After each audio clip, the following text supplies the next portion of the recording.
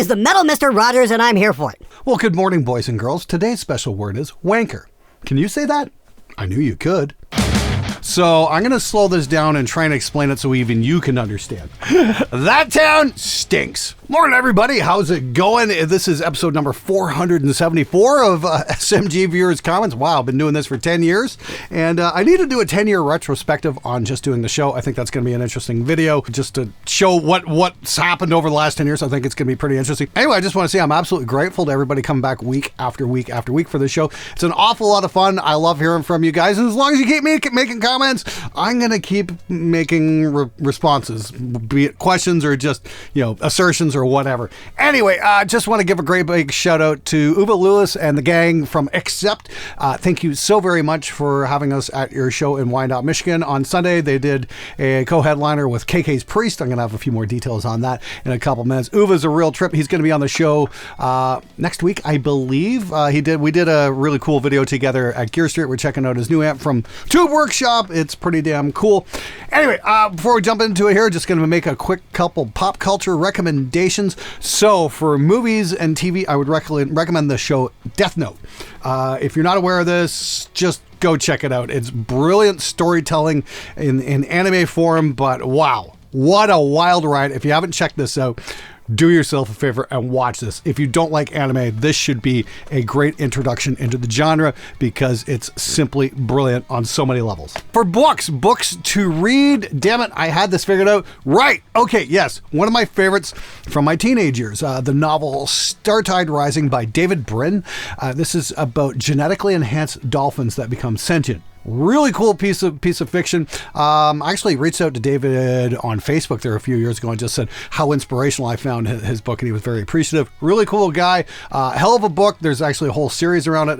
One, he starts out with the dolphins, and then he goes and looks at the apes, and they all become drummers. It's very interesting stuff indeed. If you're in the mood to read something that's going to challenge you, I definitely recommend checking it out. Anyway, let's get to your comments and questions right now. Metalheads. Metal's not about image, it's all about the music, man. Also metalheads. These guys aren't metal, they have short hair and glasses. They're a bunch of hipsters. I think Steve T just did a video on that very subject, which is hilarious. But I think that's a great analysis there from our buddy Eric Wagenblatt 3334. Thanks for bringing that up. I'm not going to look down on somebody for looking like a nerd but being great at guitar. Make the music you want, dress the way you want. There's room enough for everybody. That's the thing. You could be a nerdy computer kid sitting at your desktop writing something cool, or you could be a geriatric old geezer like KK Downing, still playing shows in his 70s and absolutely fucking crushing it.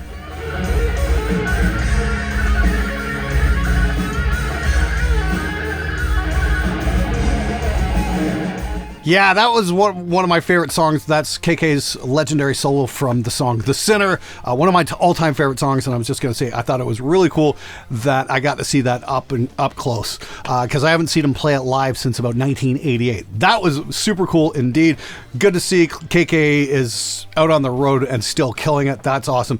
But seriously, KK, with all due respect, change up that intro, okay? Your audience isn't 14 anymore.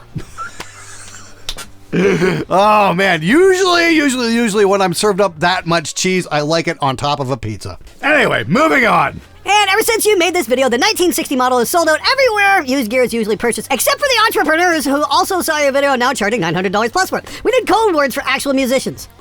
I've got 4 code words for musicians out there. Don't be a moron. If you see somebody charging $900 for a Bugera 1960, tell them to go fuck themselves. The great thing is, there's a lot of other cheap amps out there that work really great. Right now on my top 3 list, I've got the 6505 Plus combo, the Bugera 1960, and the Valve King 50 watt combo as well. Those are all absolutely killer amps. So don't think you just have to go out and get the Bugera. There's other really amazing deals out there to be had. Now, on my last video there where I shot out the Valve King versus the Soldano, a bunch of you guys said, hey, check out a Jet City. Hey, check out a Jet City. I think I just actually snagged one up in Toronto. I want to give a great big salute to my editor, Jack. He went and grabbed it for me. I haven't had a chance to check check it out yet. I got to drive up to Toronto to go get it. That's one of the unfortunate realities of living in the middle of Windsor, Ontario, where nothing interesting ever happens. So I got to go get it, but I am going to be shooting that out against the Soldano and seeing what kind of results we get. I'm also got a huge list of amps I want to check out thanks to your suggestions. It's going to be an interesting ride over the next year or year and a half, because I'm going to go out of my way to do what I can to find the best deals possible on great amps that aren't going to break the bank, but yet deliver the goods. Stay tuned for that. And if you haven't, hit the fucking subscribe button. Fuck, it's not like it costs you any money. Oh yeah, wow, look at that. Peugeot 1960 for $1,400. Be smarter than that, guys. I mean, seriously, for that kind of price, you can literally go and get a 6505 block letter reissue from PV, brand fucking new. Don't be a sucker. Shop smart. Shop S-Mart.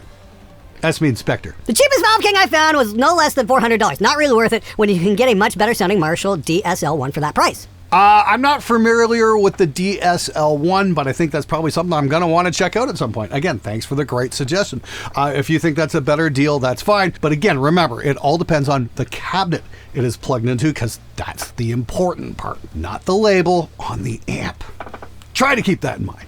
Kind of hard to appreciate tonal differences of amps when all the comparisons involve palm muted, uber distorted chugging on a low string.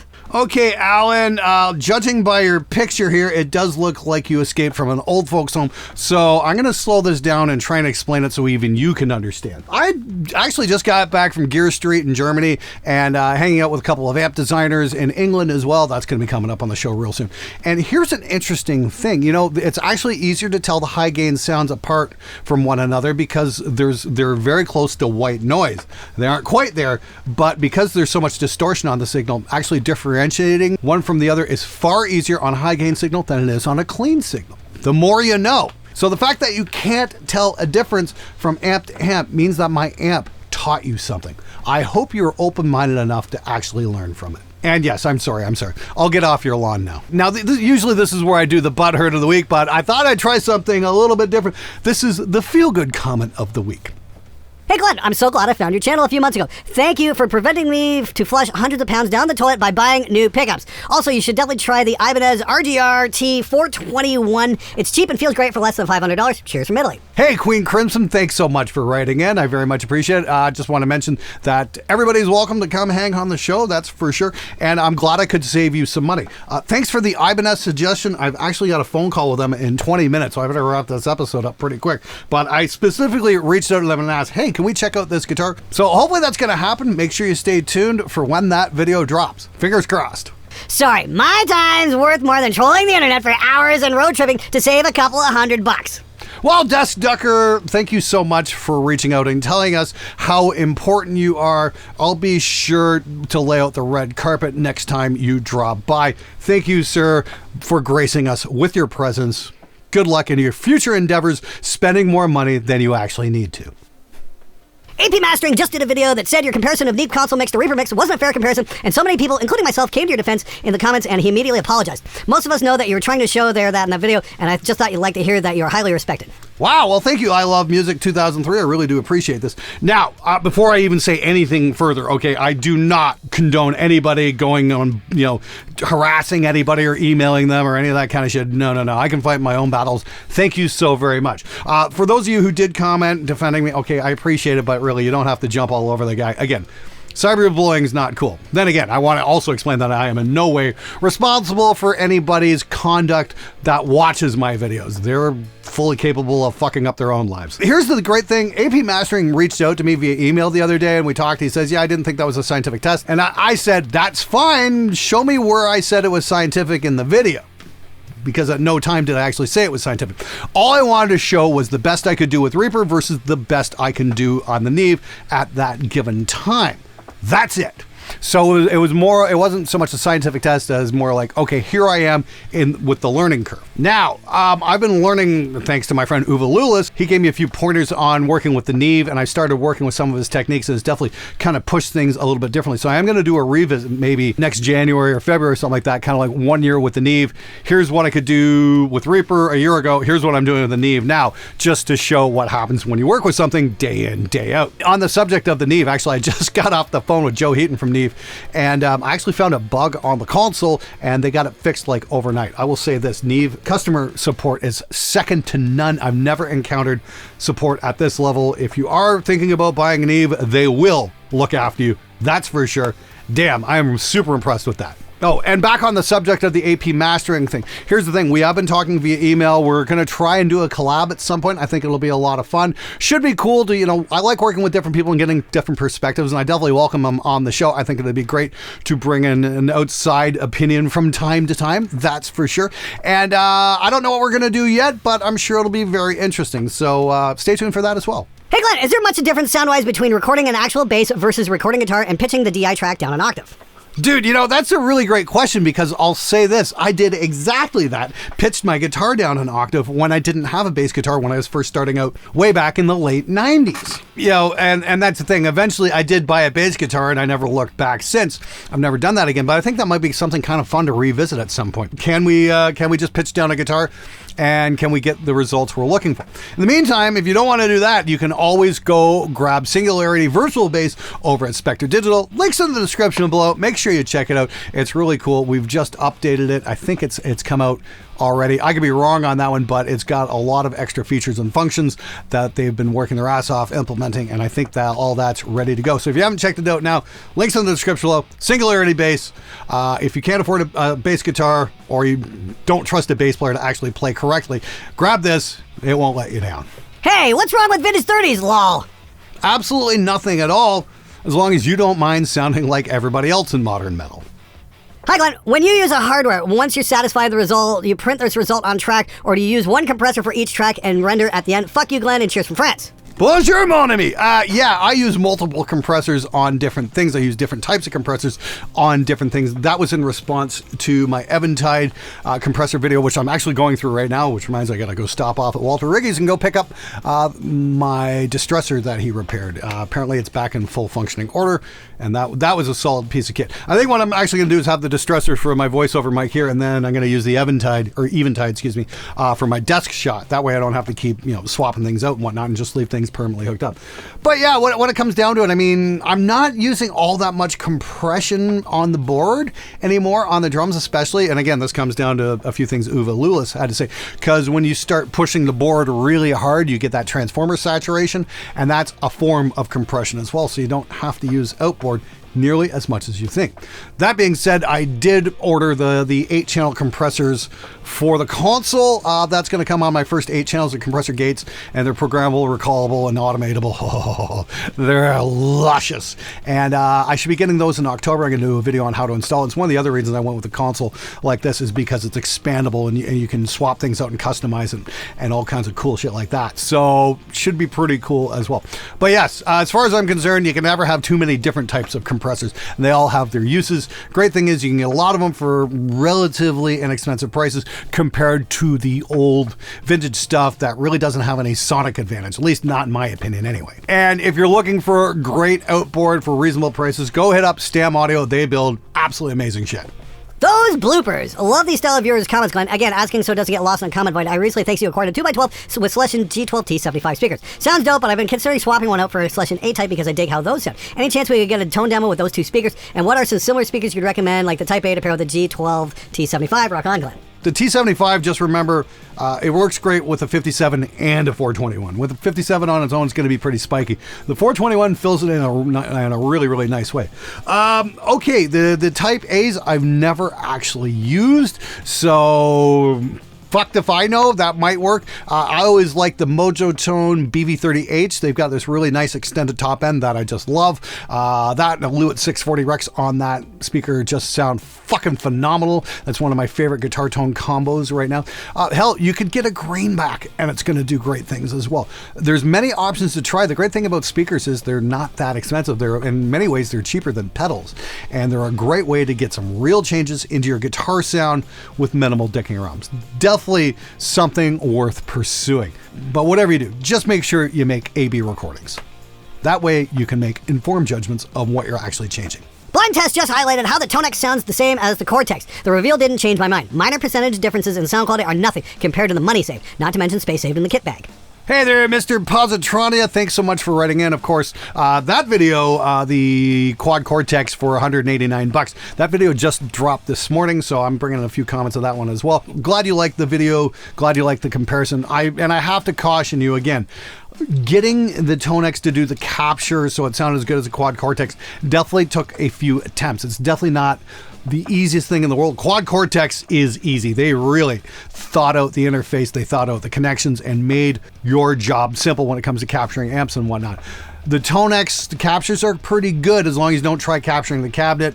I don't think it does good cabinet captures at all, but if you're just capturing straight amps and then using third-party IRs like what you'd find on Spectre Digital's Prism, links in the description below, check it out, it's awesome. You're gonna have a really good time and you can save yourself an awful lot of money as well. Just be prepared to do the work. Let me caution you again. There is more work involved. So if you're strapped for time, I'd recommend the Quad Cortex. But if you don't mind putting the time in, yeah, the Tonex is a great budget workaround. Release supplies. Glenn hasn't checked out the Airo Mini yet. $225, and it's not a plugin. Actually, this is the first I've heard of it. Apparently, that's by Hotone. I think I'm going to check one out. Thank you very much there, Matt Dillon 664. I really do appreciate suggestions like that. I don't know how it does on amp captures, but if it's anything like some of the other Hotone stuff out there, it should be pretty damn cool. I remember Colin Scott and I tried out like one of the little tiny little 5-watt amps or whatever at Thomann years ago, and the thing was phenomenal. So yeah. Thanks for that suggestion. I'm going to put that on my list of things I need to check out, and I'll circle back maybe in about 6 to 8 weeks and see if I can do a video about it, or maybe some other low-budget recommendations. Actually, I want to hear from you. What are your low-budget amp sim recommendations? What out there has hardware that sounds really fucking great that's not going to cost me like $1,800 or $1,700 like a Quad Cortex will? I want to hear from you. Leave your suggestion below. I love hearing things like this because it gives me ideas to make really killer videos. I was going to diss you because of Windsor, but I'm in Sarnia, LOL. Hey there, Don McMillan. Yeah, you know, every time I think Windsor sucks, I remember that one day I drove through Sarnia. Yeesh. That town stinks. Now, for those of you who don't know, Sarnia, Ontario is Canada's anus. There is a gigantic petroleum business there. The whole town just fucking reeks. I'd recommend avoiding it at all costs. It makes Windsor look like Beverly Hills. Glenn, it's really helpful that you're doing more videos about overall modern musicianship, which does go beyond just playing well. A companion to this video on music production would be very helpful as well. Personally, a video on camera angles for shooting seated guitar players would really be a lifesaver. Please keep this stuff up. We know tone is in the speaker, and we need to change our bass strings, but camera work for musicians is a real challenge. I did a video on that a few years ago, actually, called How to Not Completely Suck at Making Guitar Videos. And I explained a few things like you need to put your camera into 24 frames a second mode, and every video game freak on the internet just said, 60 looks better, man, 60. No, it doesn't. Cinema shot at 24 frames a second for a reason. And it's a psychological thing. It's the way our brain processes images. And when you put too much information in there, things start to look fake. You go from this surreal movie kind of thing into reality, and sets look like sets. For example, on that, go watch, I don't know if anybody ever saw this, I went to go see The Hobbit in 48 frames, high frame rate in the theater, and it was an atrocity. It just looked like absolute dog shit. What a fucking joke